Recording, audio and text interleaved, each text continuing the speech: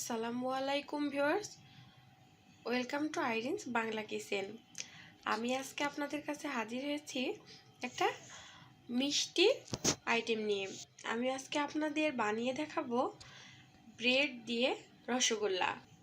এজন্য আমি এই রকম 7 পিস ব্রেড, চারপাশে ব্রাউন কালার যে অংশ আছে সেটা কেটে ব্লেন্ডারে ব্লেন্ড করে নিয়েছি। এই দেখুন, এইভাবে মিহি করে ব্লেন্ড করে নিয়েছি। আপনারা ইচ্ছা করলে পাটায় বেটেও এভাবে করে নিতে পারেন। তারপর আমি আগে থেকেই চুলায় একটা প্যানে 2 কাপ পরিমাণ দুধ আর 1 টেবিল চামচ পরিমাণ ঘি এখানে দিয়ে দিয়েছি। সেই যে ঘি ভালোভাবে দুধের সাথে মিশিয়ে দিয়েছি। দুধ এভাবে ফুটে আসলে এখন আমি পাউরুটির গুঁড়াগুলো এর ভেতর দিয়ে ভালোভাবে সিদ্ধ করে নিব।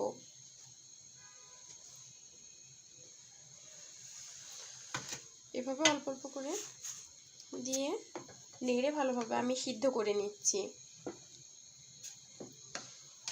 আমি আরও দিয়ে দিব। আমি এটা দিয়ে কাই তৈরি করে তারপর আপনাদের দেখাচ্ছি। ভিউয়ার্স, এই যে আমি ব্রেড আর দুধ দিয়ে এভাবে কাই তৈরি করে নিয়েছি। দেখুন, ভালোভাবে লক্ষ্য করুন। এই যে একটু নরম নরম থাকলে কোনো সমস্যা নাই।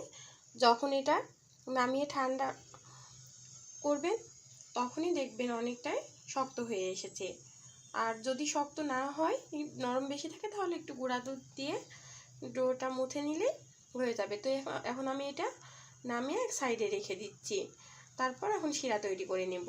ভিউয়ার্স, শিরা তৈরি করার জন্য আমি এখানে একটা প্যানে 1.5 কাপ পরিমাণ পানি, 2টা এলাচ, একটা তেজপাতা আর এই যে 1 কাপ পরিমাণ চিনি দিয়ে দিলাম। এখন আমি এই শিরাটা বেশি ঘন করে নিব না, 2-1 বার বলক আসলে আমি শিরাটা বন্ধ করে দিব। এভাবে আমি হাতে ঘি মেখে ডোটা মুথে নিয়েছি। যেভাবে আমরা আটা রুটি মুথে নিই ঠিক সেভাবে। এখন এখান থেকে আমি অল্প অল্প করে নিয়ে হাত দিয়ে চেপে চেপে মিষ্টি বানাবো।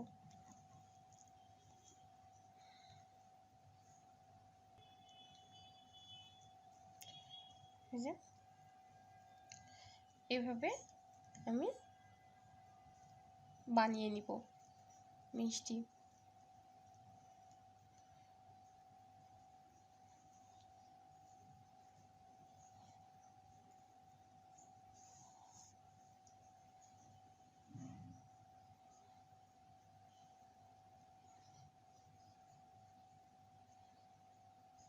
দেখুন, এভাবে আমি এখান থেকে নিয়ে বানিয়ে নিব। হাতে ঘি মেখে নিলে মিষ্টির এই যে উপরের অংশগুলো এরকম মসৃণ হবে।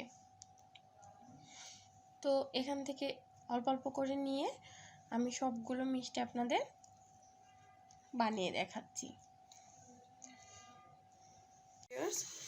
এই যে আমি মিষ্টিগুলো এভাবে বানিয়ে নিয়েছি। এখন আমি এগুলা শিরাতে দিয়ে দিব। ভিউয়ার্স, এই যে আমি আবারও চুলার জাল ধরিয়ে দিয়েছি। এবার মিষ্টিগুলো আমি শিরাতে দিয়ে দিব।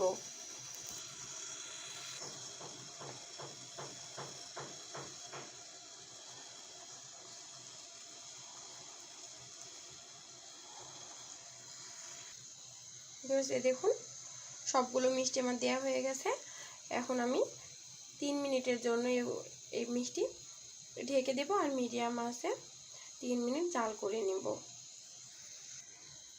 এই যে ফিরে আসলাম 3 মিনিট পর। এই যে মিষ্টিগুলো আমার উপরে ভেসে উঠেছে। এখন দেখুন মিষ্টিগুলো কিভাবে শিরার উপরে ভেসে উঠেছে। এই দেখুন ভিউয়ার্স, দেখুন এখন আমি একটু নেড়ে দিয়ে এভাবে ঢাকনা ছাড়াই আরও 5 মিনিটের মতো জাল করে নিব। ফিরে আসছি 5 মিনিট পর। আর চুলার আঁচটা মিডিয়ামই থাকবে। ভিউয়ার্স, এই যে 5 মিনিট পর মিষ্টিগুলো এরকম হয়েছে। এই যে আমি এখন চুলা একেবারে অফ করে দিচ্ছি। চুলা অফ করে দিয়ে এই তো দেখুন,